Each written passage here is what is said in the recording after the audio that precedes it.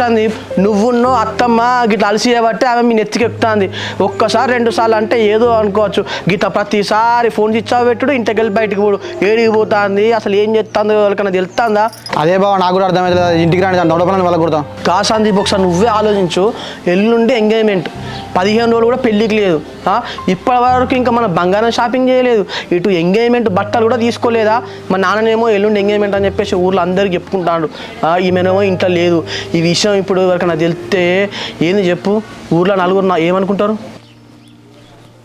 రానమ్మా, మనం పెళ్లి చేసుకున్న విషయం మీ ఇంట్లో తెలిసిందంటావా? పెళ్లి చేసుకున్నాం కదా రాము, ఇంట్లో తెలిసింది ఎవరికి తెలిసింది? పెళ్ళి అయితే చేసుకున్నాం కానీ రానమ్మా, చిన్నయ్యకు అన్వేషణకు తెలిస్తే వాళ్ళు ఏం చేస్తారో అని నాకు మస్తు భయం అవుతుంది. రాము నువ్వేం టెన్షన్ పడకు, ఇవాళ ఈవినింగ్ పోలీస్ స్టేషన్లో కేసు పెడదాం. ఒక 2 డేస్లో ఎలా వెళ్ళిపోదాంలే. 2 రోజుల దాకా ఆవిడెందుకు రానమ్మా? ఎట్లా మ్యారేజ్ చేసుకున్నాం కదా, ఇవాళ సాయంత్రమే పోదాం. ఏంది ఇవాళ ఈవినింగ్ రాము, ఒకసారి సురేష్తో మాట్లాడదాం. మాకు అన్నా